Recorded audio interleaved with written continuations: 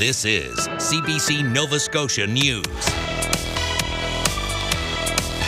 Tonight, fatal fire. A blaze at a Lower Sackville duplex claims the life of a 6-year-old girl.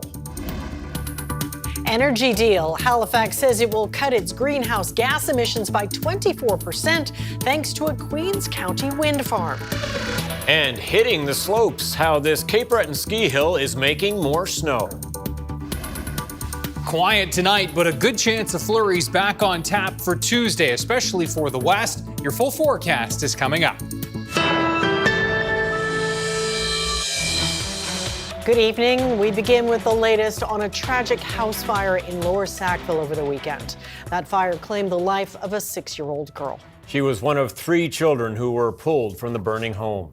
A vigil was held last night outside the duplex where the fire took place. The memorial of teddy bears and candles continues to grow. 3 children aged 5, 6, and 9 and a 40-year-old man were taken to the hospital after crews responded to the fire on Riverside Drive just after 3 a.m. Saturday. A 37-year-old woman and a 2-year-old child safely got out of the home. The 6-year-old girl who died was a relative. The other 2 children are still receiving medical care. The 40-year-old man, meanwhile, is in stable condition after being found unconscious inside. Fire officials say they don't know yet what caused the fire, but there is no indication it is suspicious. An investigation is ongoing. A Centreville man has been charged in the death of his partner after the body of a 22-year-old woman was found in a home that had been set on fire on Saturday. This the latest in a spike in intimate partner violence homicides in the province. Nicholas Sagan reports.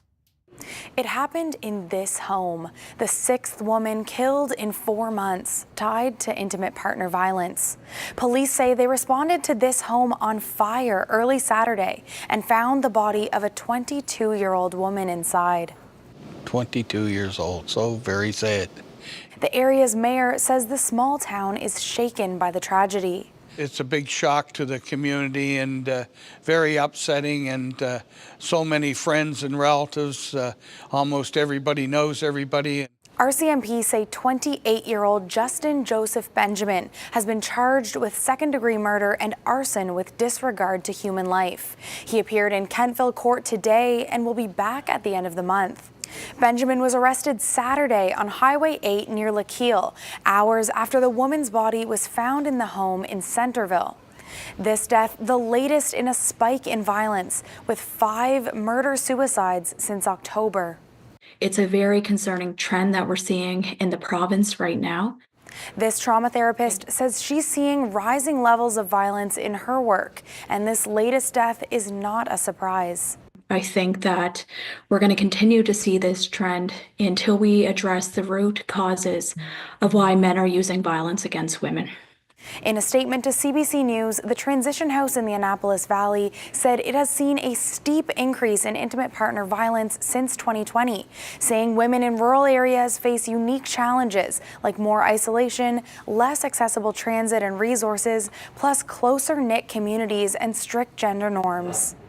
Fifield says more services and funding are needed from government, but it will also take a cultural shift to stop the rising violence. Nicholas Sagan, CBC News, Halifax. Hundreds of people gathered in North Preston over the weekend for the funeral of a father and daughter who were killed in Halifax on New Year's Eve. Have to let go. Family and friends packed the St. Thomas Baptist Church on Saturday evening to remember Corley Alicia Smith and her father Bradford Coy Downey. 2 weeks ago, they were shot in a vehicle on Gottingen Street by Smith's boyfriend, who then turned the gun on himself. Smith and Downey's deaths are 2 of the latest homicides in Nova Scotia in recent months that police have described as intimate partner violence. A close friend of Ahmad al-Marak says he tried to persuade him to go to the mosque and pray rather than go to fight another teen at the Halifax shopping centre. Al-Marak's friend was testifying at the trial of one of 4 teens accused of murder in the case. He told the court that when he and other friends of al-Marak tried to intervene, they were held back. Under cross-examination, the witness said the teenager who's on trial in this case did not utter any threats and did not advance towards al-Marak's friends when they tried to intervene. Sydney, Victoria Liberal MP Jaime Batiste is mounting a campaign to replace Prime Minister Justin Trudeau and become the next leader of the Liberal Party.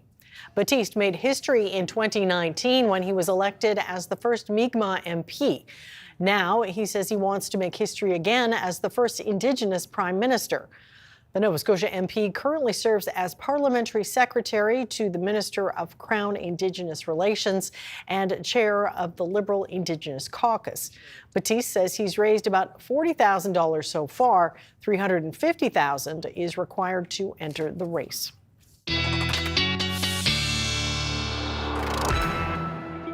And our first quick look at the weather forecast. Here's Ryan. Yeah, and it's coming on the heels of a pretty quiet weekend. Pretty quiet weekend, pretty quiet week ahead as well. Of course, always weather to track, but no substantial shots of snow looking likely through this week, but something in the 7-day. We'll talk about that a little later.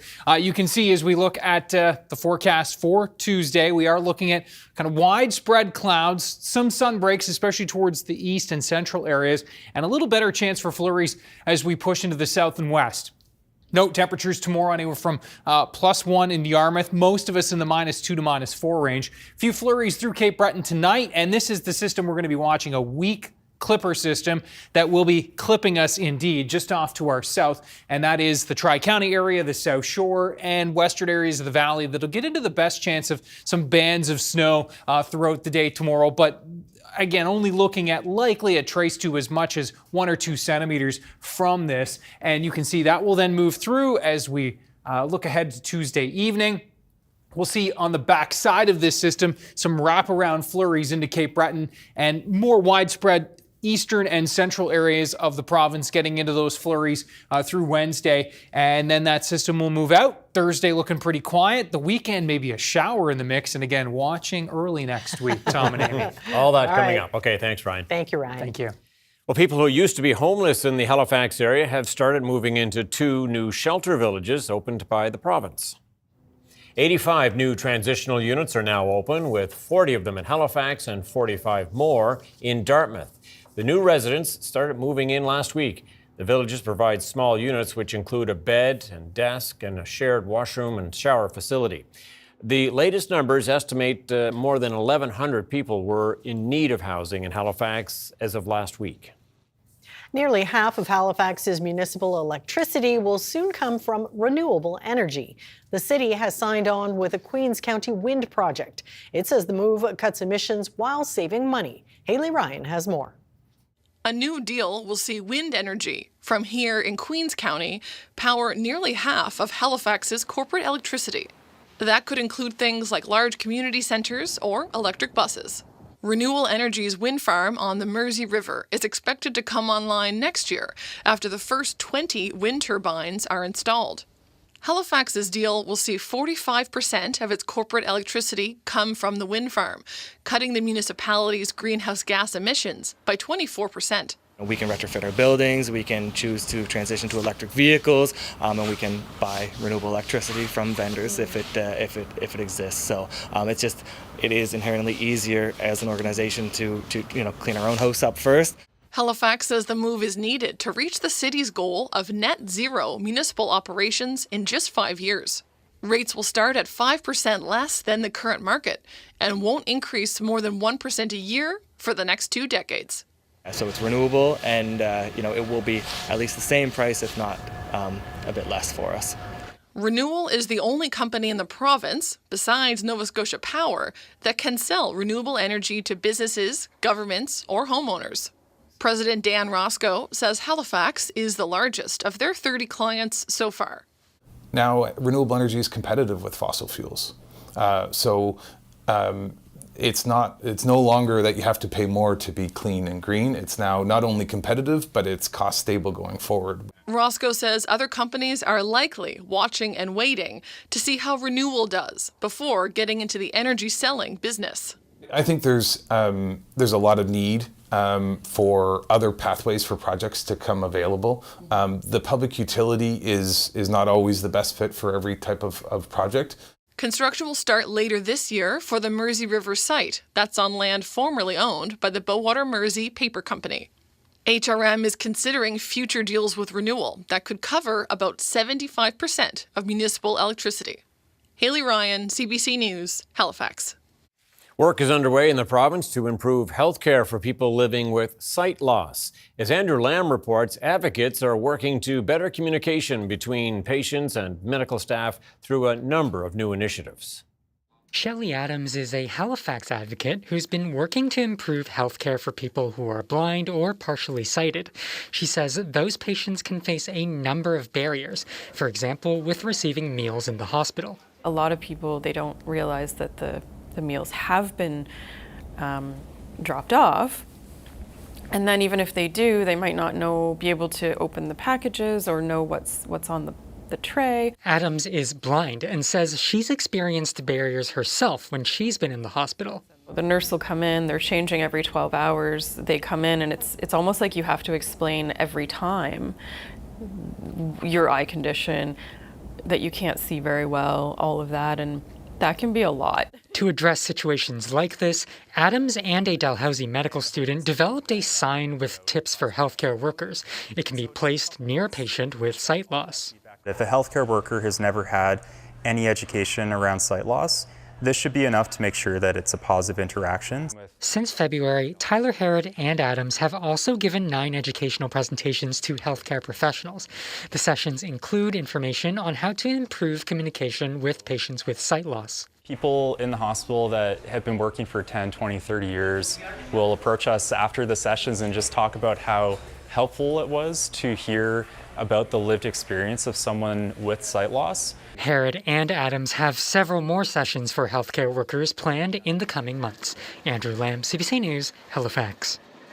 After several delayed seasons caused by warming temperatures, the Cape Breton Ski Hill is changing that, creating more snow, all thanks to some high-tech equipment. Aaron Potty has that story. For the past 4 or 5 years, skiers have been forced to wait for colder temperatures before they could hit the slopes at Ski Benyon. When I was in high school, the hill used to open before Christmas, the 15th, the 20th, guaranteed every year on free-falling snow. Now the temperatures don't get as cold and they don't stay below zero for as long, so snowmaking becomes more and more critical. As part of its recent upgrades, Ski Benyon purchased new snowmaking equipment and will replace its chairlift cable this spring. The work costs $650,000. Longtime skiers say the changes are already making a difference. Oh, this is great. My season pass has already paid for itself before our opening day last season. So we're getting our bang for our buck this year. Ski Benyon operates 13 downhill runs along with cross-country trails. Their new equipment includes 3 snowmaking cannons that cover a wider area than previous equipment, meaning they can make more snow in lesser amount of time. They have a motherboard which they will take the temperature, the humidity in the air, and they'll make adjustments. So on these cannons, they'll have different nozzles. The nozzles will adjust, and the cannons are smart enough to know what the most efficient nozzle to use to make the most amount of snow at any given time. Even though the new equipment does help in snowmaking, McNeil says they do require some amount of freezing time to get the hill snow covered. The end result is, as far as global warming is that unless there's a reversal in that process, the ski seasons will be coming shorter and shorter. Along with new snowmaking equipment, visitors to Ski Benyon will also see new LED lighting on some runs, including a previously unlit run known as Timberdoodle. Aaron Potty, CBC News, Benyon. Well, some good news. An East Coast mascot sent away to a zoo in Ontario is finally turning the page in his recovery. For 20 years, Merlin the macaw greeted guests at the Maritime Museum of the Atlantic, but his handlers say because of loneliness, his health started to decline, which is why the museum rehomed him to Safari Niagara, where he's made his first feathery friend, another macaw named Kiki. Merlin is also learning to be more social with other macaws and is working on flying. Good for Merlin. There's a peek at downtown Halifax. Ryan will be back next with his full weather forecast. We'll see you on the other side of the break.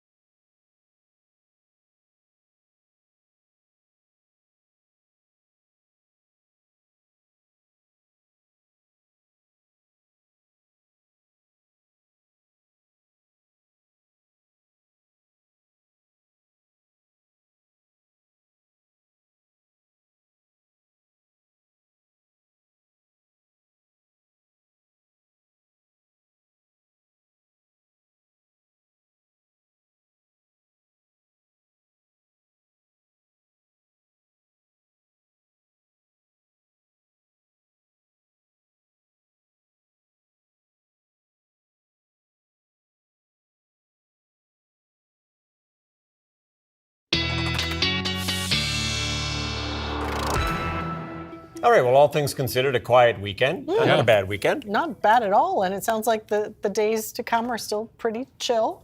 Pretty chill. Nothing too That's a great exciting. way of putting it, Amy. Temps near the freezing mark. So, yeah, chilly, but not crazy cold, right around where we should be for this time of year. And again, this is the time of year when we know we can get system after system after system. So this little quiet stretch, probably a good thing. We'll settle into January. But yeah, Monday, keeping an eye on that. We'll show you in the 7-day forecast. Have a look at our temperatures out there right now. As you can see, it's anywhere from -1, actually back rows at 0, but, and so is Westport. -1 now in Yarmouth, -4 at Halifax Airport, -5 in Parsboro, and it is -2 in Sydney in the metro area in Cape Breton. Now, as we look at the winds, they haven't really been a factor today. But yeah, a little bit of a breeze out there. No gusts, so it's quiet. A couple of flurries rolling through over the last couple of hours in through central areas. This little wave appears to be fizzling, though. Not expecting a whole lot through tonight. Certainly a chance for some flurries. Things are just, again, pretty cloudy, and that's going to be the setup over the next couple of days as well. Remember that low last week? Well, who could forget, right? Days and days of northerly winds driving. I mean, that low is still swirling in the North Atlantic, and our friends in Newfoundland still being impacted by that. For us, we're focused on this clipper, an Alberta clipper, which is going to be clipping us to the south and west of the province with a chance for, yes, some flakes tomorrow.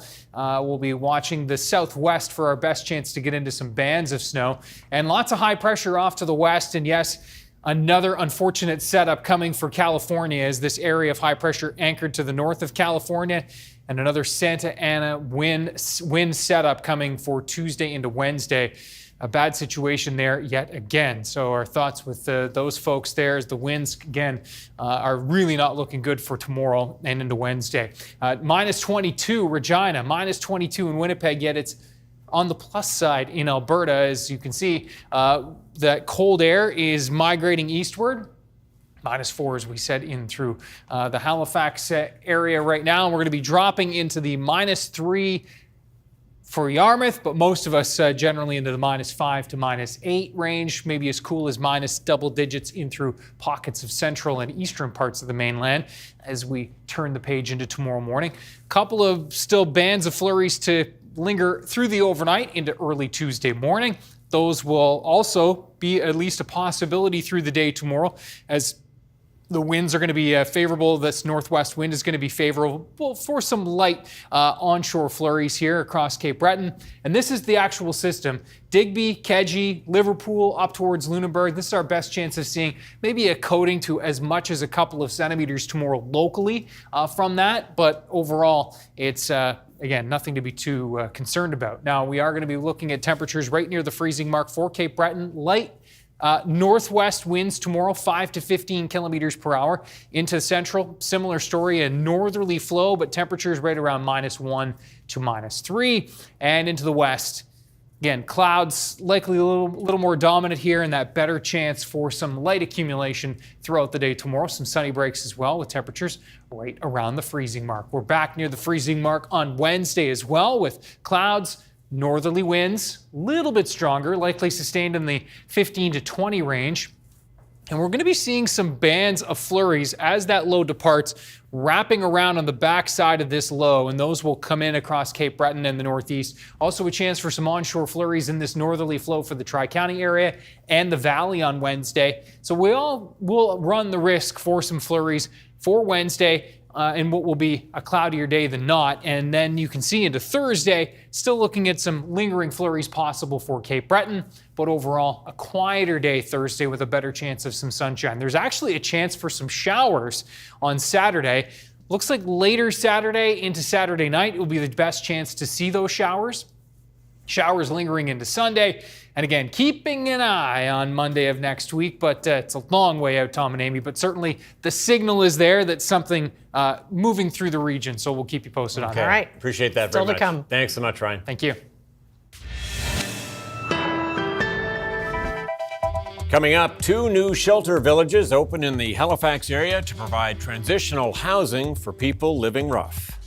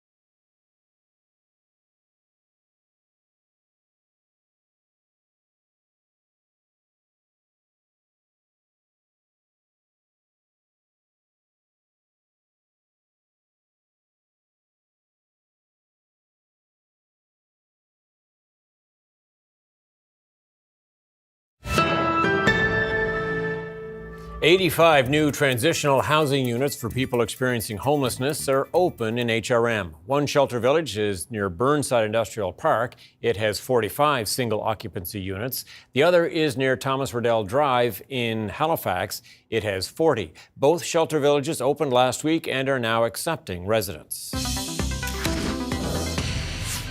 Suzanne Lee is with the province's Department of Opportunities and Social Development, what was once Community Services. Ms. Lee, what kind of an impact do you expect these shelters will have? So we're really excited that we're opening 85 new 85 new units in 2 shelter villages in HRM this week. We know there are still a number of people sleeping rough in our communities in HRM, and this will mean 85 more spots for people to be able to come inside to stabilize and take their next step. And so are there more shelters like this to come, or is this it for now? So these last 2 sites, our latest 2 sites, will get us up to 200 units now open across the province. That was our purchase about a year ago, a bit more than a year ago, and now they're all fully deployed. We don't currently have plans to do more villages like this one with this product, but certainly we're always looking at what the need is and how we can match our investments to meet that need. So how does the service provider, in this case I gather it's Atlantic Community Shelters Society, how do they decide who gets one of these shelters? So it comes down to a couple of factors. The service provider will look at what the need is in the community, who is experiencing homelessness and what it is that they need. We'll together develop a model for the village, for the project. And then from there, it really is up to the service provider. They work with a number of other partners in the sector. They work with outreach folks who are employed by people like Shelter Nova Scotia or HRM. And they work with what's called the by name list and the partners that work within the by name list for referrals. So really looking at all of the folks that are working with people who are experiencing homelessness and figuring out who meets the need of what the village can offer. And so these are supposed to be, by the very nature, transitional units. What does government do to make sure, or do as much as they can to make sure that that happens? So part of the wraparound supports that are on site are related to housing. It really is, like you said, a step along the way. It isn't meant to be permanent housing. We make lots of other investments with our partners in things like supportive housing. And so really, we don't tell ACSS or any of our service providers really how long somebody can stay in a unit in a project. But certainly part of the focus will be on meeting the need and supporting people with whatever it is they need to help along that journey. So it could be housing support to find an affordable unit, for instance. It could be that somebody needs support to stabilize, to be able to take employment training, for instance, or go back to school. Certainly those are things that we've seen in the villages that are open already, and some folks have been in a village, for instance, for a month or 2, and other people might need to be there a bit longer. Yeah, the finding affordable housing has obviously been a big challenge. The mayor of Halifax recently said that he felt the worst of the housing crisis is now over. There are still 1,100 people on that list you're talking about that are considered to be actively homeless. That's according to the Affordable Housing Association. Is the housing situation improving? So what I would say, I'm not an expert in housing. Certainly my colleagues in other parts of government focus there. We're focused on solutions to support homelessness. Supportive housing is one of those things that would fall under my portfolio, and that's where people need supports longer term for maintaining housing. Certainly, we know folks have been able to move through the housing continuum and into affordable housing or into market housing, into public housing, for instance. And we know the by name list. If you look at the trends, it has been changing. So we have, you mentioned 1,100 people or so on the by name list that are active, and the number of people there that are unsheltered is actually just a fraction of that. I think In the last update last week from AHANS, it was about 170 people, and with 85 units coming on online this week, we're hoping that we can make a dent in providing people a place to stay. And these shelters, they're outside the downtown core. What have we learned about what is the best place to put these and proximity or lack thereof to required services? So location is incredibly important. When we have been working on these villages across Nova Scotia, finding a place that works. As you mentioned, it needs to be connected to services, bus routes, community facilities like libraries and other places where people may go to get services. Really important things, making sure that people have access to food and being able to connect in with a community, really important. Also, available land is a key factor, and so finding places that meet the availability of land that we can build a village on and that's connected to services, all of those things come together in how we've chosen the locations. Okay, and so just quickly before I let you go, if you're in Burnside and you're in one of these shelters, you're probably going to need a bus pass, grocery money or something. What other kind of services are you making available to them? Sure. So it really depends on the individuals and what their needs are. Certainly, close access to transit is important.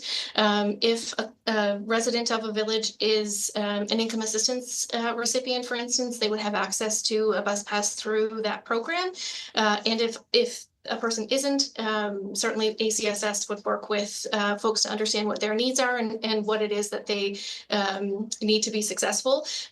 In both locations, all locations, food is part of the programming. So 2 meals a day, I believe, are provided to folks on site.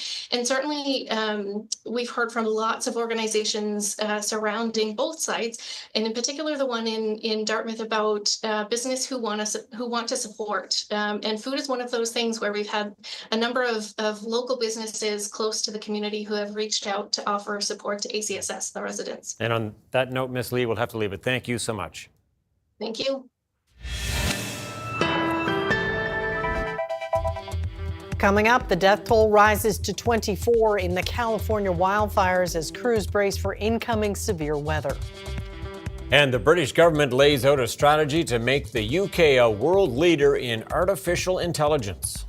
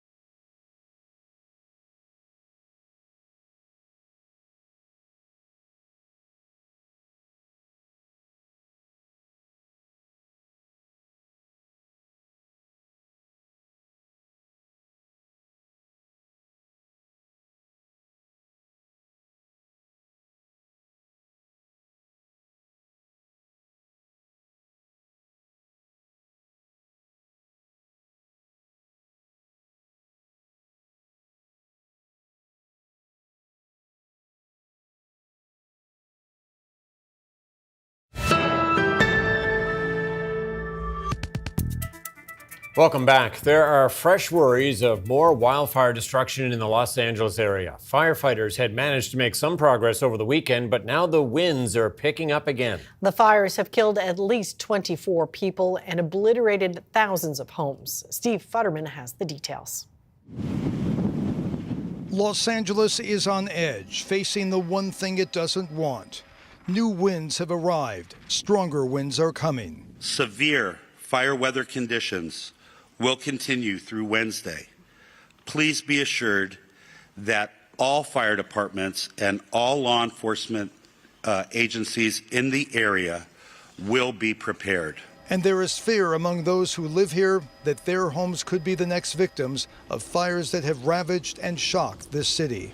We stand to lose everything if the winds blow the fire back into Topanga and it burns the whole of Fernwood and Topanga down. I actually don't know where I would go, to be honest. Like, I don't have family here. I have friends, but they're all affected. My mom's street, you can actually see through the two the street behind and the street in front. We're going through the stages of grief, there's no doubt about it.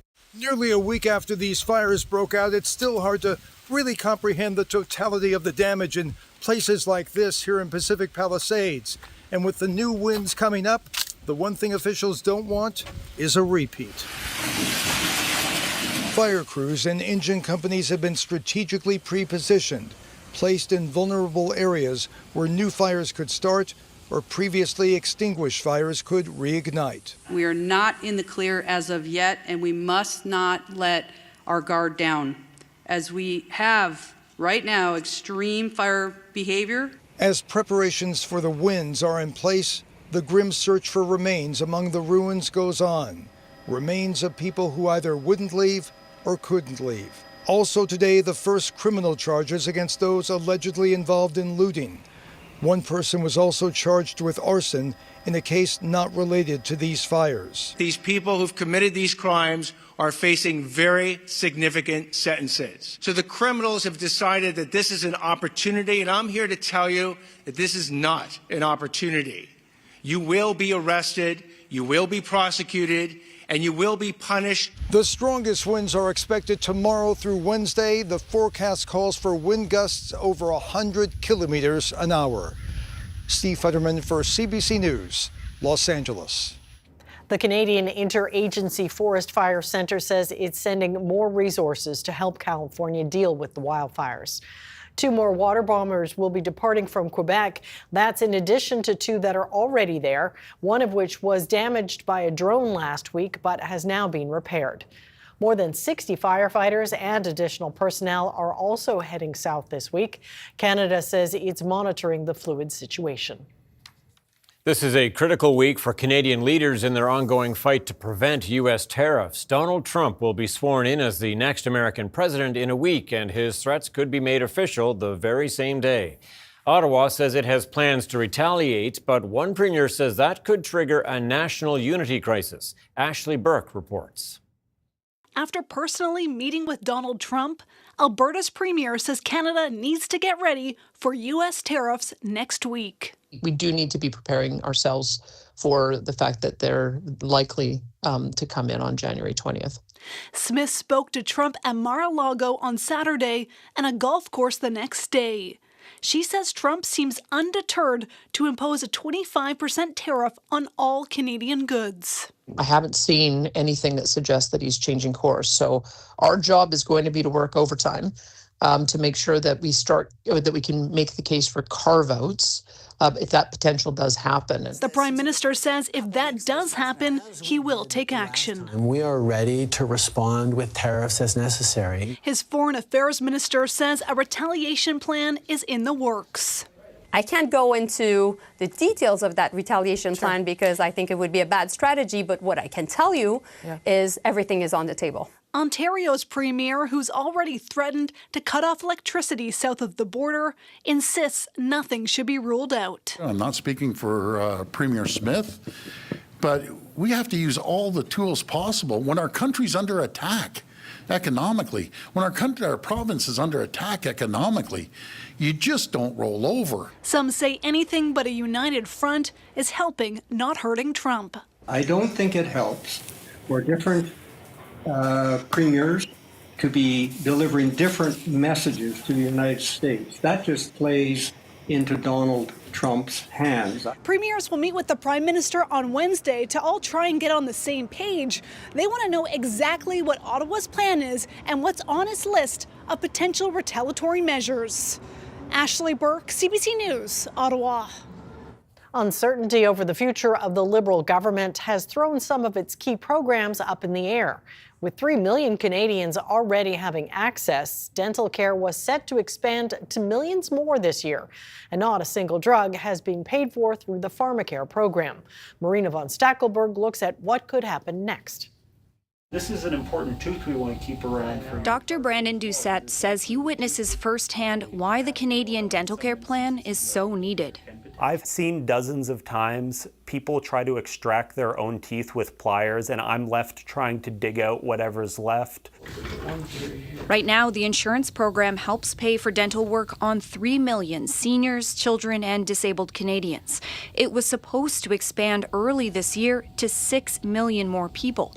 But so far, that hasn't happened. I absolutely do think that this program is at risk of being cut, especially if we don't get all 9 million people signed up for the program before the next election. Do you think you're going to be able to expand it in time before we're in an election? Absolutely, I want to see that get done. But the clock is ticking. The government likely only has months to expand dental care and bring in pharmacare. You want me to do it somewhere else? That program's future is also unsure. Ottawa hasn't reached a single deal with provinces or territories to pay for contraceptive and diabetes drugs. I am very excited and confident that we're going to be able to get that done, and I think then there will be a choice for Parliament. Do we get a little bit more time to get all of the pharmacare deals done? The NDP supported the Liberal government for more than 2 years in return for bringing in dental and pharmacare. All the tools are there for this Liberal government to implement things immediately. The New Democrats' health critic says his party won't be giving the Liberals any more time. Peter Julian says even with Parliament prorogued, the legislation and money has already been approved. There is no excuse for delay on this. The question now, what will happen to both programs after the election? With respect to health and social services historically, once these programs are in place, they tend to stick around, even with changes in government. The Conservatives did not respond to multiple requests for comment. The party has openly criticized the Liberals' dental and pharmacare programs. But the Conservatives have never said if they would keep, change, or outright cancel the programs if they win the next election. Marina von Stackelberg, CBC News, Ottawa. The British government has outlined a bold new multi-billion-dollar plan today to make the United Kingdom a world leader in artificial intelligence. It includes a number of new measures, including cutting government red tape and encouraging investment in computing power centers. But there are concerns about privacy and potential job losses. Crystal Gamansing reports. Is this what you showed us here? Yeah. The ambition, according to Prime Minister Keir Starmer, is to be an artificial intelligence superpower. He's talking about skilled jobs and the building of data centers right across the country, ultimately to grow the economy. Now, China and the U.S. dominate in this sector, and Starmer said earlier today that the U.K. can either be an AI taker or an AI maker. This is the global race of our lives. Now, some countries are going to make AI breakthroughs and export them. Others will end up buying those breakthroughs and importing them. The question is, which of those will Britain be? AI maker or AI taker? The Prime Minister says technology can improve the public sector, saying the technology can mean more human interactions. For example, if doctors spent less time on administrative work, they could see more patients. AI is already used in many sectors here in the UK, including health and education, but it is expected to grow rapidly. What we need to see is how they're going to fund all of the initiatives that they're talking so enthusiastically about. It's a big deal to try to get this country's electricity grid fit for purpose, for instance, which it is not. It's a big deal to talk about small modular reactors. We're talking small nuclear reactors to power people's data centers. Who's going to pay for that? Big tech firms are stepping up with $14 billion worth of industry investment here in the UK. Crystal Gamansing, CBC News, London. The cost of mailing a letter has jumped. Canada Post has also raised the cost of other mail services. Nisha Patel has more on how much and why. Donald Chang sells a lot of stamps at his convenience store. He says the price of postage usually only goes up by a few cents. Now it's increasing by 25%. This is the largest I've seen for letter rates. There are hikes on all mail products. To mail a domestic letter, a single stamp will jump from $1.15 to $1.44. People are surprised and, a little angry that, they look at it as a big money grab. In a statement, Canada Post said the change is required to better align stamp prices with the rising cost of providing letter mail service to all Canadians. The corporation expects the move will bring in $80 million this year, but its business model remains uncertain. Letter mail has plummeted 60% over the past 2 decades. The volumes of the post office do not support and are not sustainable to support the existing system. Right now, Canada Post doesn't use federal funding to operate, though this expert says there could be a future where the service is entirely restructured. It's going to be much smaller. It's going to be mostly servicing rural and remote communities, and it probably will be subsidized by the taxpayer. This bead store depends on Canada Post to mail supplies to its rural customers. Given the volume of packages that we send, it is going to be significant. For small business owners, this price hike on the heels of the postal strike is frustrating. It'd be really great to see some actual reform in the way that Canada Post operates. We need reliable, affordable service. Canada Post has lost more than $3 billion since 2018, and the strike made financial matters even worse. While workers are back on the job, the corporation still hasn't reached a new labor deal with its union. Nisha Patel, CBC News, Toronto. A team of scientists in Antarctica is studying a chunk of ice drilled from deep below the Earth's surface. It dates back more than 1 million years. Karen Pauls looks at how their research could help solve mysteries about Earth's changing climate. Deep in Antarctica, at a remote research station, a team of scientists has been drilling into the ice to the rock nearly 3 kilometers down.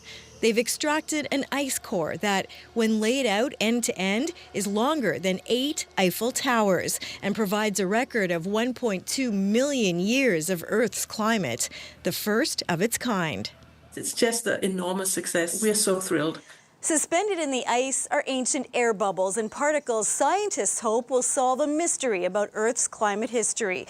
Specifically, what happened 900,000 to 1.2 million years ago when Earth's climate became less predictable, more rapidly changing between cold and warm periods. Some researchers say our ancestors came close to extinction.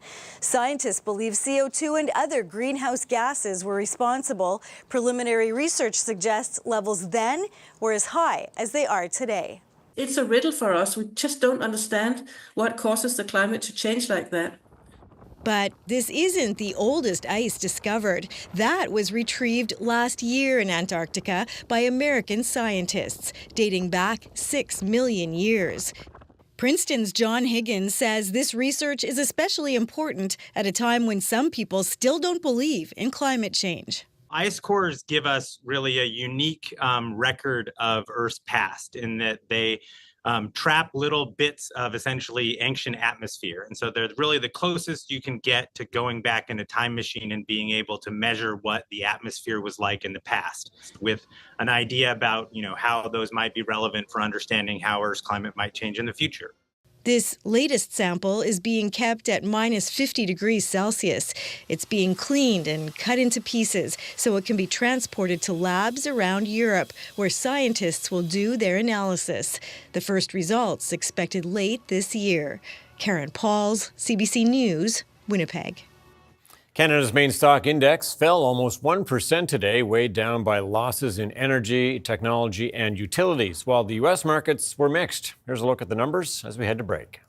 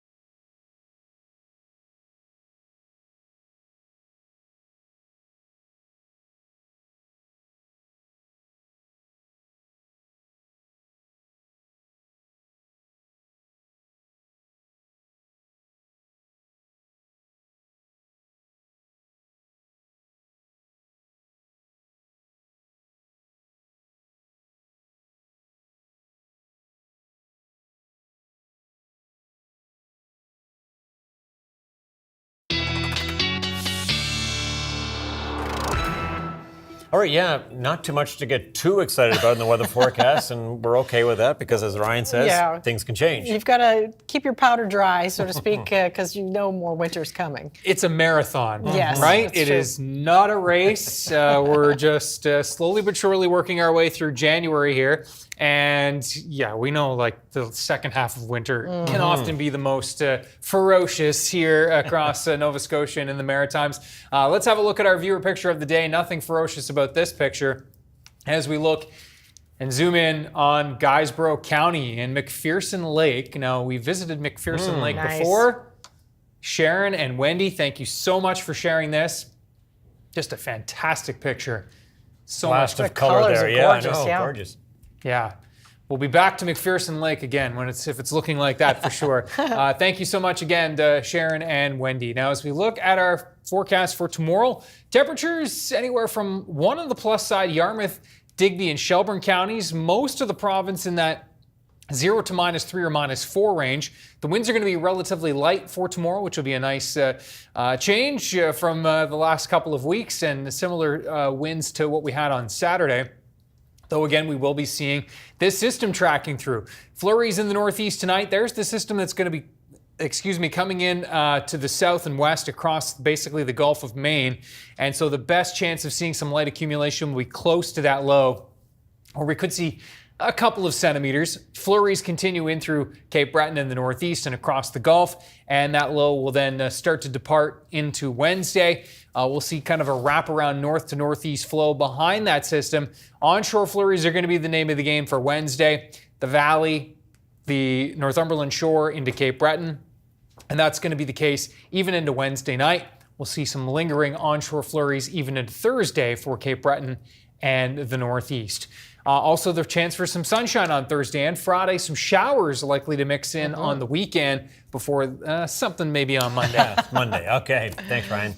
Well, 400 million Hindu faithful will be taking part in the world's largest religious festival over the next month and a half.